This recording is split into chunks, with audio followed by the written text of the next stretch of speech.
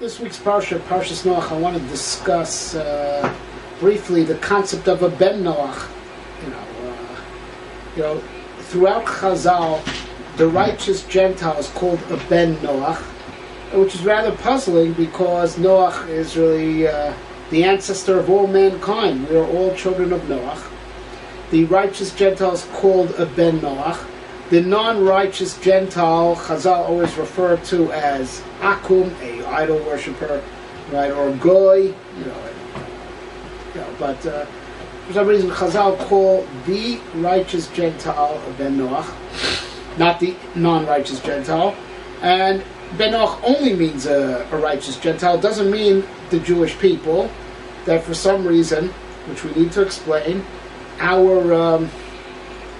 it's like as if our lineage just starts with Avraham, Yitzchak, and Yaakov. These are the three we call our avos. These are the three we call our fathers. We're B'nai Avraham, whenever we talk about Tzchusav as the merit of our fathers, we only talk about Avraham, Yitzchak, and Yaakov, as if above Avraham we have no yichus, no genealogy. When we know that's not the case, biologically speaking, as far as biological genealogy, we're also children of Noach, but yet it's not the way Chazal talk. Right, so to understand the secret of this, the Rambam, in his first third of his Moreh Nevuchim, has a philosophical dictionary. So in the 7th chapter of the Moreh Nevuchim, Chelek Aleph, he has a entry Ben, an entry on the word son, right, showing that the word son has a philosophical meaning, and where he shows it from is from Shes. Adam Rishon had 3 sons, Cain, Hevel, and Shes.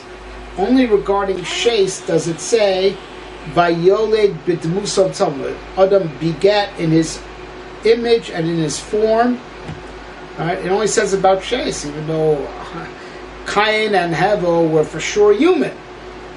So the Rambam explains that the term son, right, could also refer to the intellect, ideas, and ideology, right? The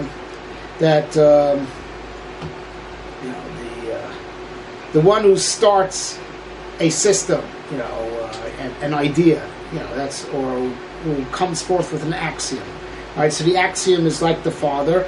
Ideas built on that axiom are like the children of that axiom. The axiom is like the father, and the ideas that are built on the axiom are like the children, right? And just like it's that way in ideas themselves, also that way in passing on ideas. The first one to think of something is the father of that idea. His Talmidim, his disciples are the second generation of that idea. The idea's first generation is in the mind of the guy who first thought of it, or first received it from God, right? And the second generation of that idea is in how it is in the minds of his students. So that idea had a second generation. I'm going to prove that the term son applies to ideas, be it's the new ideas built on old axioms. That's one form of second generation ideas. Those second generation ideas said that, the first person to have these ideas is, the father of the idea, and the Talmidim are the children of the idea. That's another way of ideas having a second generation. So says the Rambam, right, Shes was the one son that Adam had that was a Talmid of Adam Rishon, because he didn't just, get his genealogy from Adam Rishon, he got his Adam Rishon's Torah, and as a result he got Adam Rishon's values, and he got his ideology, and he therefore also lived a life that was in line with Adam Rishon's teachings, and says that's what gives Ditzelim. The real divine form of the human being is not an issue of genealogy, right? It's not an issue of DNA. The divine form in the human beings, its reality really is having the Torah and living by the Torah that God wants to give you. That's what actualizes having a tzelem, having this superior human form that's, tzelem Elokim, right? Having the Torah and letting the Torah fashion your ideas and those refined ideas also guide your actions. So that's when emerges having a divine image. So it's the teachings, the effect it has on the mind and the actions that, make a person have a tselem. So Shes had Adam Rishon's tselem because he was a Talmud of Adam Rishon and he followed Adam Rishon's teachings. Right? So he's called the second generation of Adam's teachings, and it's the Torah that gives a tselem. Right? It's not genealogy, it's not DNA that gives a tselem Elokim. It's how the Torah interacts with the person that gives the tselem Elokim. And since Shes was a Talmud of Adam Rishon, so it's called the Ad Adam Rishon's tselem also. And that's how the Rambam goes on to explain that all the evil generations, right, they did not want to accept Adam Rishon's teachings. Right? And that's why it's called, they didn't have a tselem Elokim. It's called that they were humanoid, but they didn't have a divine image, because the divine image is actualized by the Torah that a person receives and follows. And they didn't want Adam Rishon's Torah, so they're only called his biological children. They're not called his spiritual children. They're not called that they inherited his divine image. And that the Rambam goes on to explain. This is the secret where Chazal say, Kol Mulamid Ben Chaver Torah Malav Chasakilu Yoldo. If a person teaches his friend's son's Torah, it's as if he is the father of that person who he taught Torah to. Rambam explains, because you gave him his spiritual form. The real human form, the real Tzelem Elokim comes from the teachings. You are the father of his Tzelem Elokim. His father gave him his DNA, but you are the father of his ideas and ideology, and the ideas and ideology is what gives the Tzelem Elokim to the person. So you gave birth to his Tzelem Elokim, although his father gave him his DNA. Right? So with this we can understand now why the righteous guy is called a Ben Noach. The righteous guy who follows the Sheva Mitzvahs B'nai Noach, he's keeping Noach's ideology.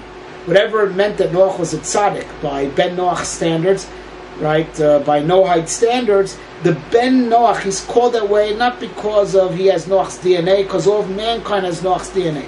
He's called that because he follows Noach's ideology. He lives by the code that Noach lived by. He lives by all the Torah, the 7 mitzvahs of Bnei Noach that Noach received. It's called he has the form of Noach. He has the form of Noach.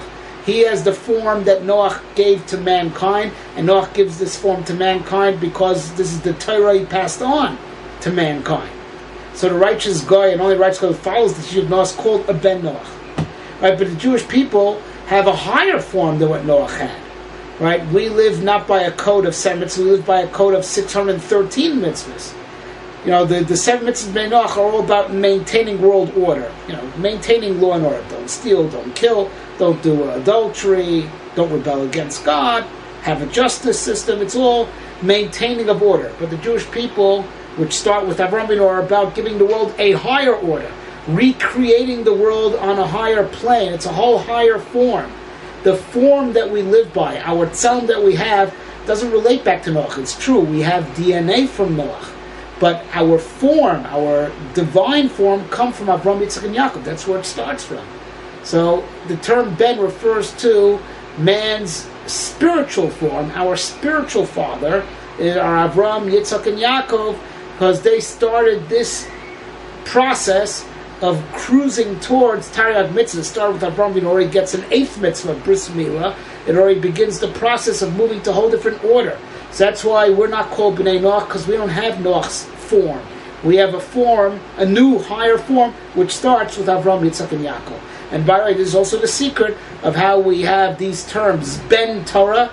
We say when a person is refined and he lives by Torah, they call him a Ben, a son of the Torah, because he has a human form that only the Torah could give. And that's also what it means to be a Ben Olam Haba. A person has actualized, right, his tzelem, that now he could be a immortal that lives in Olam Haba. So in short, the term Ben refers to whose ideologies and values and therefore tzelem that we have. The righteous guy has the ideology and therefore the spiritual tzelem of Noach, and the Jewish people have the ideologies and the spiritual form of which was started by Avraham, Yitzchak, and Yaakov. That's why they're called Bnei Noach, and we're called Bnei Avram, Yitzchak, and Yaakov.